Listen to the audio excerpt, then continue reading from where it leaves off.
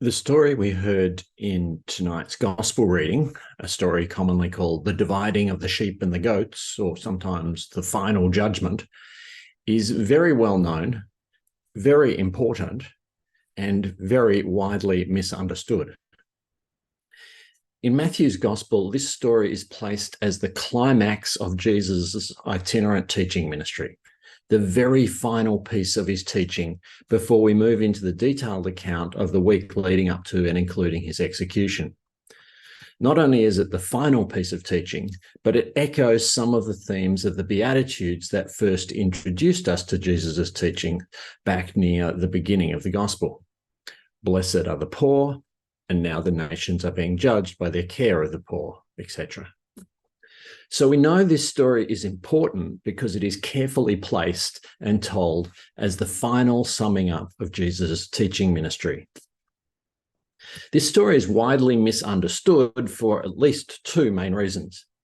Firstly, we tend to hear it as though Jesus was telling everybody something they didn't know, as though he was saying, listen, everybody, this is what the final judgment at the end of the world is going to be like, so you'd better all repent and behave accordingly.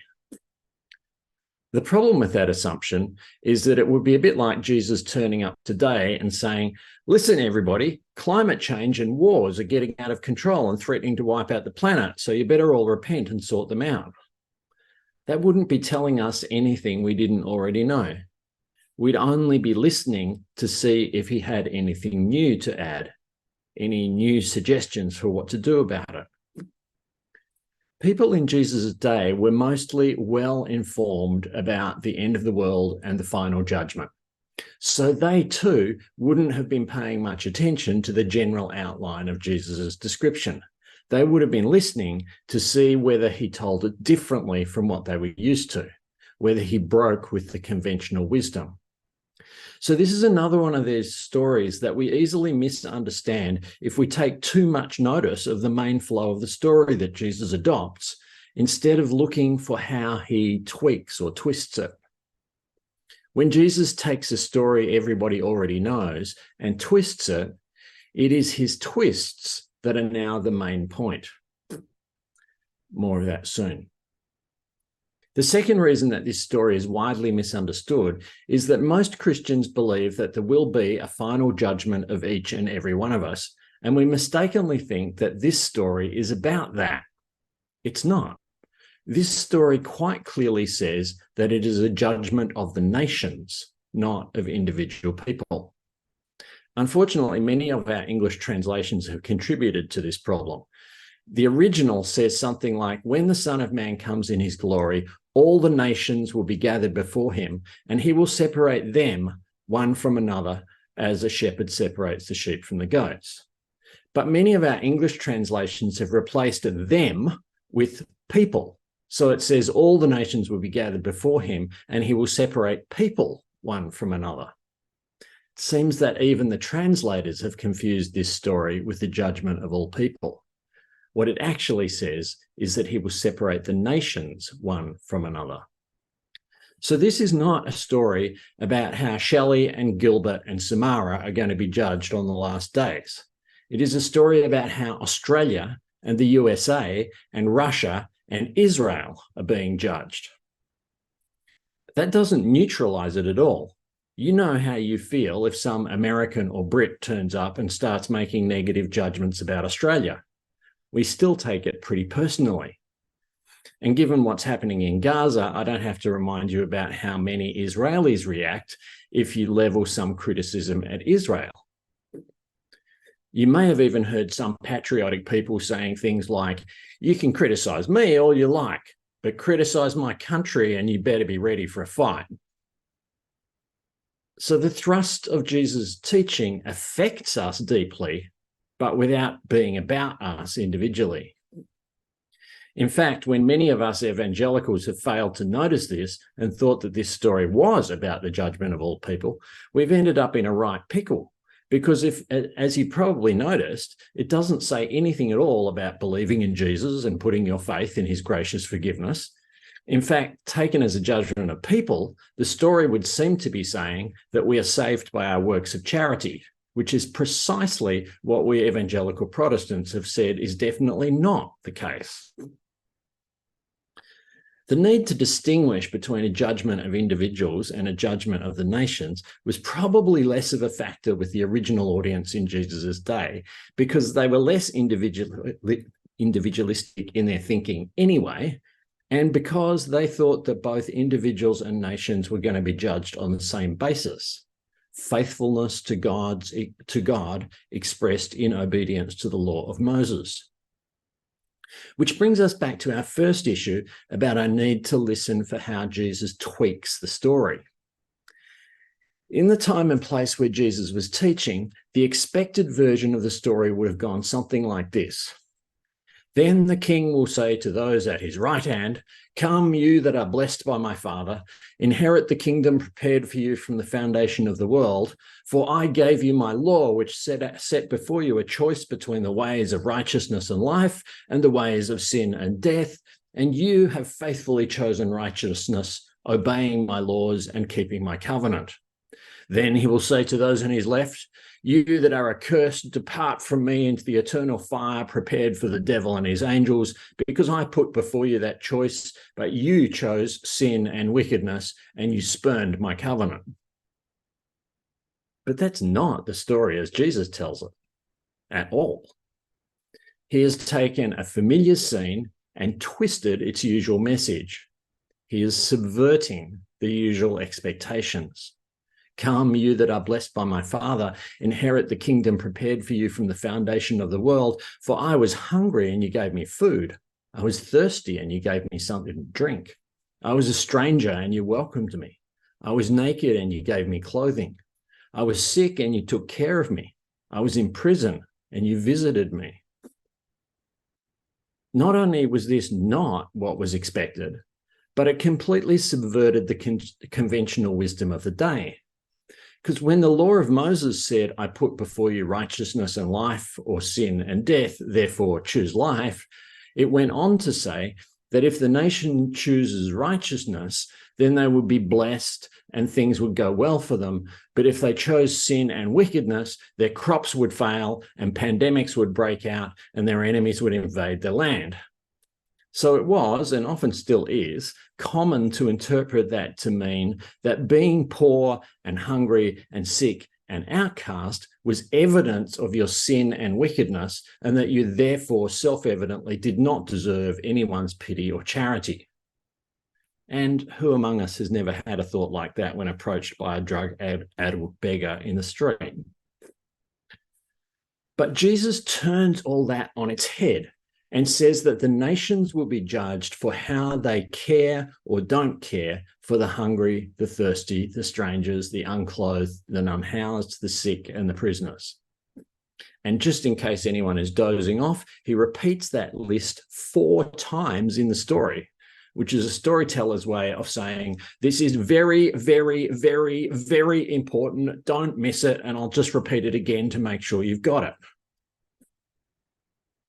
When Jesus does this, it doesn't just change the judgment, it reinterprets those ideas about the consequences of the paths we choose too. He's saying that nations will flourish if they give their energy and attention to providing for the most needy, but that nations who are happy to perpetuate the suffering of the poor in pursuit of wealth and power are sowing the seeds of their own destruction. Contrast this with how nations are usually judged in our world. Usually we measure their GDP, their per capita income, the strength of their currency, the might of their military, and the influence of their leaders over global affairs. Those we put at the center of attention are the wealthy, the powerful, the influential, the successful. But Jesus says that he judges the nations by whether they put at the center of their attention the hungry, the homeless, the sick and disabled, the asylum seekers, the voiceless, and the imprisoned. Jesus is not much impressed by how much a country manages to build up the value of the real estate holdings of its homeowners, but he does look very carefully at how much attention they give to the needs of the homeless and to providing accessible, affordable housing for all. Jesus is not much impressed by how big a voice a nation's political leaders have in the global forums, but he does look carefully at whether it gives a voice to its dispossessed Indigenous people. Jesus is not much impressed by the effectiveness of a nation's military in neutralizing all threats and expanding its territory and influence, but he does look carefully at whether it is welcoming refugees and asylum seekers or creating more of them for the rest of the world to deal with. And if you think this all sounds a bit political, it is, and it's going to get more so. Today is Christ the King Sunday, and kingship is inescapably political. Jesus was executed by the state precisely because Herod and Pilate recognized that however much Jesus was redefining the nature of kingship, his refusal to outright renounce the title of king was a political threat.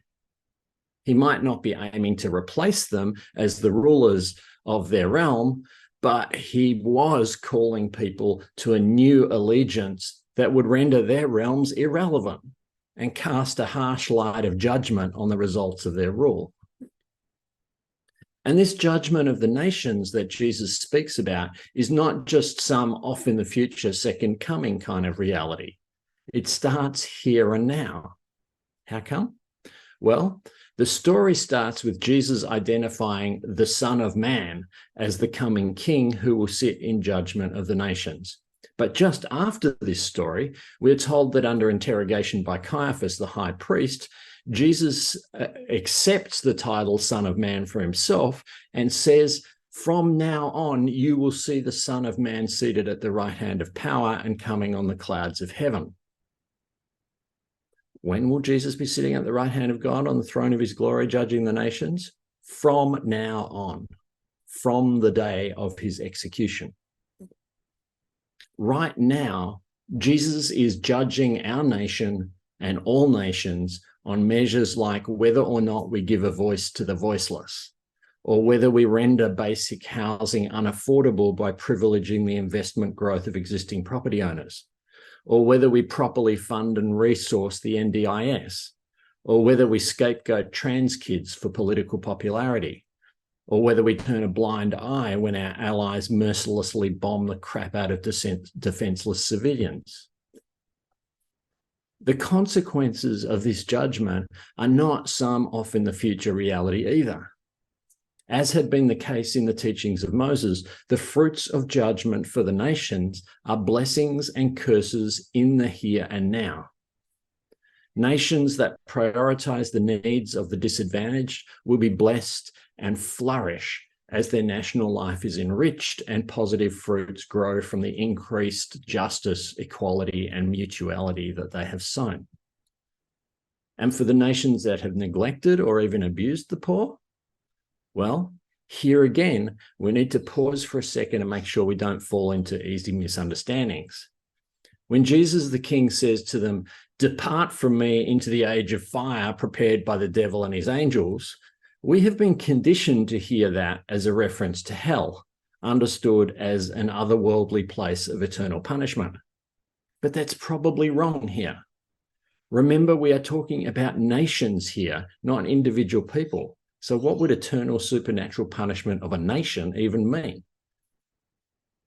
And even more importantly, remember that this idea of an age of fire prepared by the devil and his angels is not one of Jesus's tweaks. It's one of the conventional bits of the story that he's borrowed to riff off.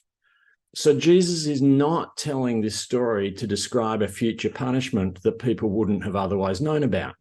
He's just using a story and a description that his hearers already know well, and the only bits anyone would have taken any notice of were the unexpected changes. Nobody went home that day and said, "You'd never believe what Jesus said eternal punishment looks like." They'd have all gone home saying, "Can you believe that Jesus said that the way a nation treats its poorest and most vulnerable people is something that God takes personally? And that's what the nations are judged on?" So when you note that, and also remember that this punishment is a now reality, not some future event, then nations being swallowed up in an age of fire lit by the devil and his angels is more a description of a kind of obvious, observable reality. Nations and empires rise and fall. And when they fall, it's usually with fiery self-destruction and bloodshed. They reap what they sow. Look again at the pictures of the January 6th coup attempt in the USA or their latest mass shooting, and ask yourself whether that doesn't look like a cowboy nation reaping what it has sown and being swallowed up in an age of fire lit by the devil and his angels. Consider again the atrocities committed in Israel last month by the brutal Hamas terrorists. Nothing can excuse their actions, but we are fools if we don't seek to understand why Hamas can so easily find so many angry young Palestinian men who are filled with hate over the way Israel has made their lives and the lives of their families not worth living. And surely the Israeli response, which has already killed 10 times as many Palestinian civilians as Hamas killed in Israel, is simply sowing the seeds that will reap an even greater harvest of hatred in the next generation. Doesn't that too look like a nation being swallowed up in an age of fire lit by the devil and his angels? And here in Australia, where as a nation we have dispossessed the Indigenous peoples of their lands, their languages, their culture, and even their children, and denied them access to their food and water sources, afflicted them with diseases they had no immunity to, massacred them when they found themselves strangers and tried to return to their stolen lands, and even now imprisoned them at a higher rate than any other people on earth, what sort of age of fire are we kindling beneath our feet? How is our nation going to fare when King Jesus calls to us from his throne and says, "You left me hungry and thirsty and landless and homeless and naked and sick and a stranger and imprisoned, and even when I reached out a hand of reconciliation to you and simply asked for a voice in the future of the nations, you turned your backs and said no"? If we don't want our nation to be swallowed up in an age of fire, we better repent fast and stop playing with the devil's matches. My friends, this story of Jesus reigning as king and judging the nations is not about you or me as individuals, but it is about the nation that we are part of. And ultimately, the fate of the nation is in the hands of its people, and that includes you and me.